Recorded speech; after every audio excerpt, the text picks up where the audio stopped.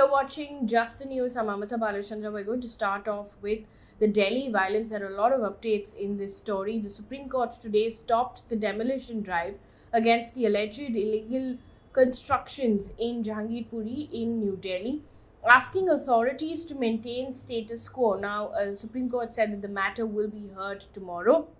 There were reports, however, that despite the Supreme Court asking authorities to maintain status quo, demolition drive did continue. However, later, North MCD mayor has said that the anti-encroachment drive in Jahangirpuri will be stopped considering they've got the order by the Supreme Court. Now, the anti-encroachment drive comes after clashes that took place on Saturday where 9 people, including 8 policemen, were injured in the violence between two groups. 25 people have so far been arrested. Out of that, 5 of them have been charged under the National Security Act, which allows detention up to a year without any charge. Now, the police have said that there is no evidence so far that the violence was planned. In the meantime, there are many reactions that are coming in. Delhi Deputy Chief Minister Manish Sisodia, for instance, attacked the BJP after the demolition drive was carried out in Jahangirpuri.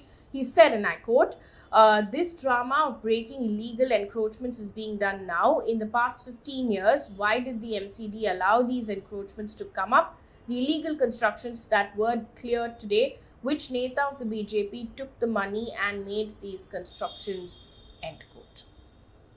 Meanwhile, in Maharashtra, police have detained Abhay Matne, who is BJP's Achalpur city unit chief, and 7 to 8 people from the party for allegedly putting up a saffron flag at Dulha Gate on Sunday. Now, according to the police, the act of hoisting this flag led to a clash between two communities, following which a curfew was imposed in Amravati's Achalpur and Parathwada. Now, the curfew in the twin cities was lifted between 6 a.m. and 9:30 a.m.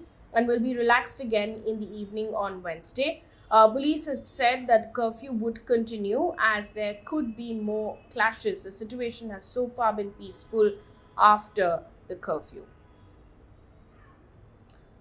Meanwhile, Karnataka Education Minister B.C. Nagesh has said that hijabs won't be allowed during this pre-university second year course examination.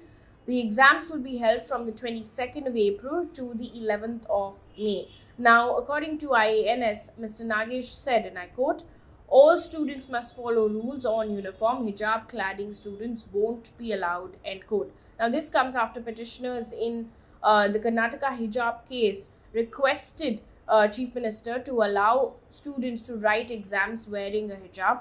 If you remember earlier, the Karnataka High Court had upheld the government order and ruled that the hijab is not an essential religious practice of Islam. Moving on to COVID right now, there are lots of updates. Starting off with the numbers, India has reported 2,067 new COVID cases and 40 deaths in the last 24 hours. That's an uptick of 66% higher than what was reported yesterday when the country recorded 1,247 new COVID cases. Apart from that, the Union Health Secretary Rajesh Bhushan has written to Haryana, Uttar Pradesh, Delhi, Maharashtra and Mizoram to enforce the adherence of COVID-appropriate behavior with particular emphasis on wearing masks in crowded areas. Now, Mr. Bhushan has raised a red flag and directed them to maintain a strict watch and take preemptive action in any areas of concern to control any emerging spread of infection. Now, the Delhi Disaster Management Authority, while we are talking about rising cases, has held a meeting today and announced that mask mandate will be compulsory in Delhi. A fine of 500 rupees will be imposed in case of violations.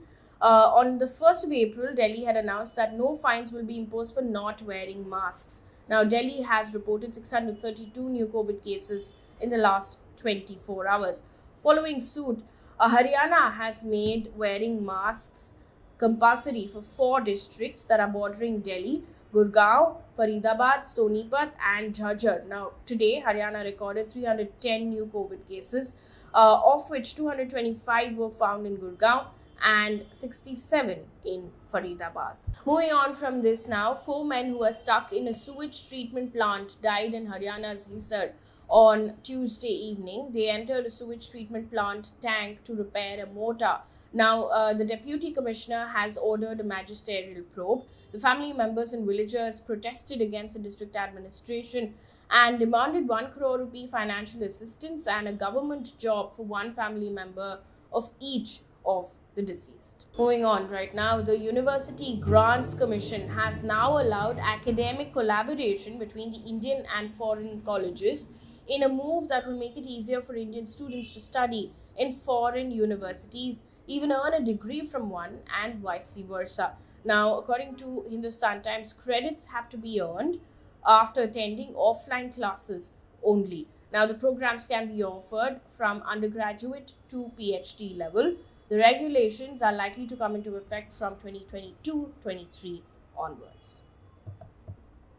Meanwhile, speaking at a 3-day global AYUSH Investment and Innovation Summit in Gujarat, Prime Minister Modi has said that India will soon launch the AYUSH Mark to recognize traditional medicine products, which will give the authenticity to qualify AYUSH products of the country. Now, India will also start the AYUSH Visa category for those who come to the country seeking traditional ways of treatment.